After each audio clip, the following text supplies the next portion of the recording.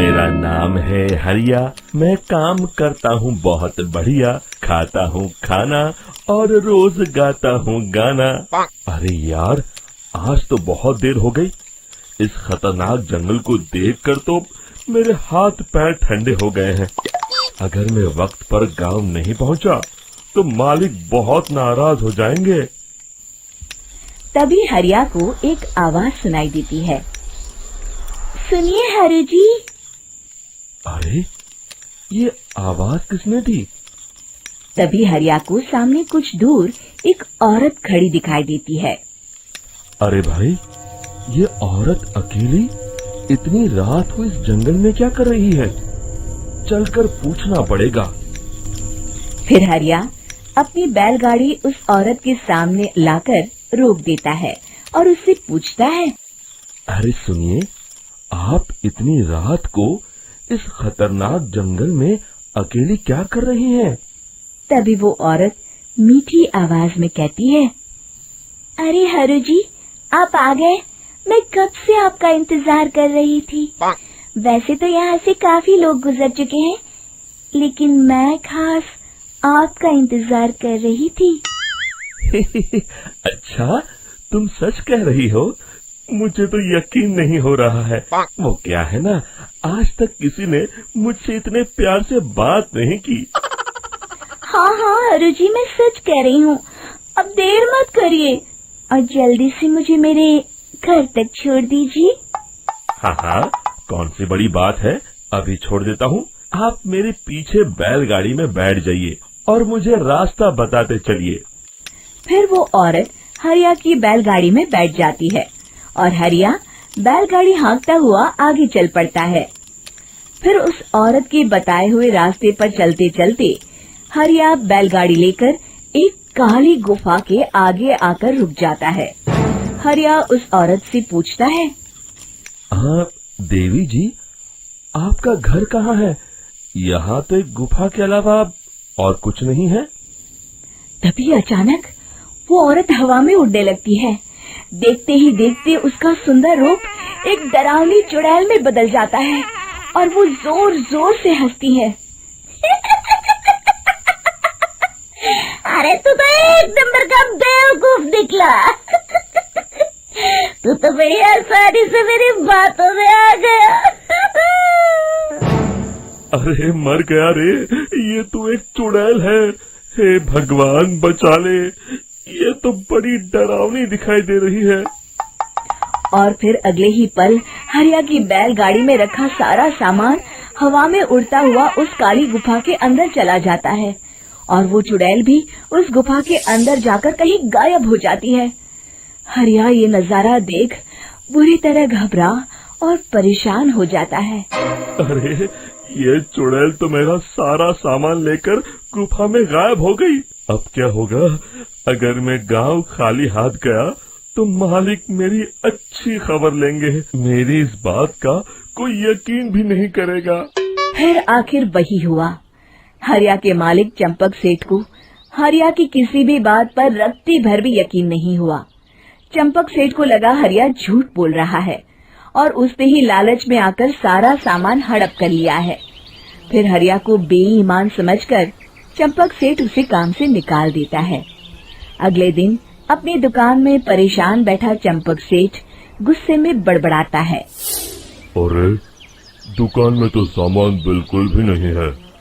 अब मुझे ही शहर जाकर सामान लाना होगा।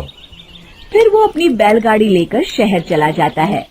शहर से सामान लेकर जब चंपक सेठ वापस गांव लौट रहा होता है, तभी उसे एक आवाज सुनाई देती है।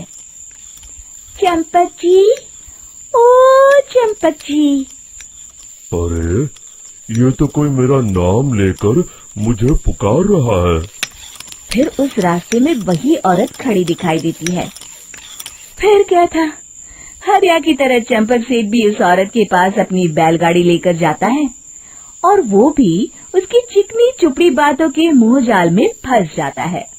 फिर चुड़ैल उसे भी अपनी गुफा तक ले जाती है और उसका सारा सामान लेकर गुफा में गायब हो जाती है। बेचारा चंपक सेठ लाचार होकर खाली हाथ गांव लौट आता है। फिर ये उस जंगल में रोज की बात हो जाती है। जो कोई भी शहर से कुछ लेकर गांव की तरफ लौटता, वो चुड़ैल उसे बेवकूफ बनाकर उसका सारा सामान लेकर गुफा में गायब हो जाती।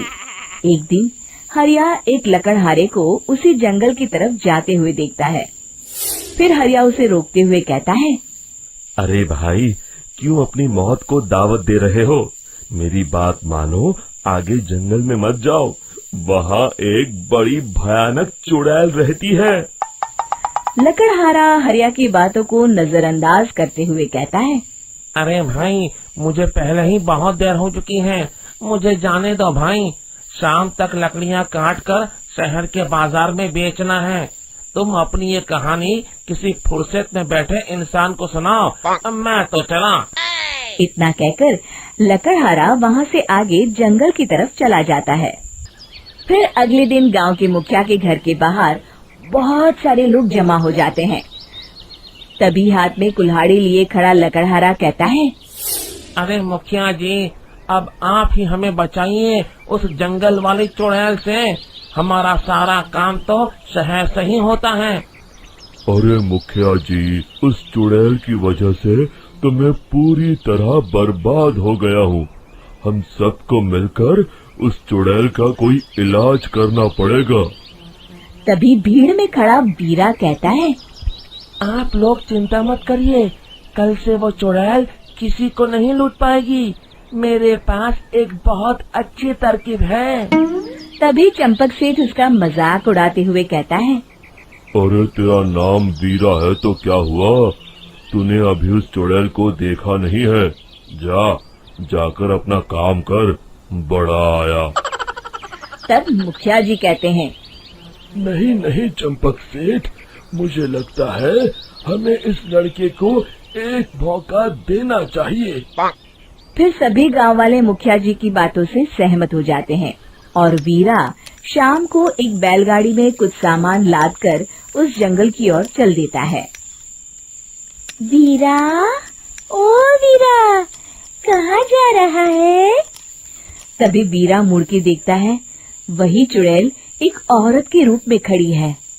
अरे बहन जी, मैं आपको ही ढूंढ रहा था। देखिए, मैं आपके लिए क्या लाया हूँ। हैं? अरे वाह, तो खुद मेरे लिए इतना सामान लाया है। तू ही अकेला गांव में समझदार है। जरा देखो, मैं भी खोल के, बड़े भूख लगी है। जैसे ही चुड़ैल उस सामान पर से कपड़ा हटाती है, एक भगवान शिव की तेज रोशनी उसके अंदर मूर्ति से निकलती है और चुड़ैल अपने असली रूप में आकर जलने लगती है। अरे मैं जल रही हूँ, बचाओ! बचाओ!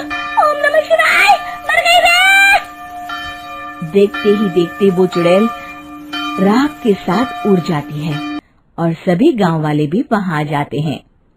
शिक्षा बुराई पे सदा अच्छाई की ही जीत होती है।